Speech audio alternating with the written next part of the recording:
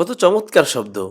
ঈদ। এই শব্দটি শুনতেই মনে চলে আসে আনন্দ, উৎসব, হাসি, খুশি, এক উৎসবের কথা। তবে সবার ঈদ কিন্তু একরকম হয় না। আমার কাছে ঈদ মানেই বাবার কথা মনে পড়া।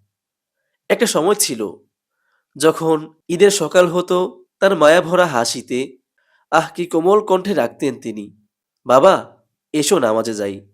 নামাজ শেষ হলে তিনি তার পকেট থেকে মানিব্যাগটা বের করতেন। আর নতুন কচকচে একটি নোট দিয়ে বলতেন, "এই নাও সালামি।" তারপর আরো জিজ্ঞেস করতেন, "আরো কিছু লাগবে কি?" তখন হাসি মুখে বলতাম, "ওই তো খেলনা দেখা যায়।" ছোট্ট একটি খেলনা কিনে দিলে খুবই ভালো লাগতো। আজ সেই মানুষটি আর পৃথিবীতে বেঁচে নেই। তাই ওই সময়টা আমার জীবনে আর ঘটে না। চোখে দেখি, অনেক কিছুই বুঝি, কিন্তু নীরবে সহ্য করতে হয়। তবে কিছু করার নেই। মহান রবের ডাকে তিনি চলে গেছেন। তবে দোয়া করি আল্লাহ সুবহানাহু ওয়া তাআলা তাকে জান্নাতুল ফেরদাউস দান করুক। তবে যাদের বাবা পৃথিবীতে বেঁচে আছেন, বাবার পাশে থাকুন। কোমল কণ্ঠে কথা বলুন। বাবার খেদমত করুন।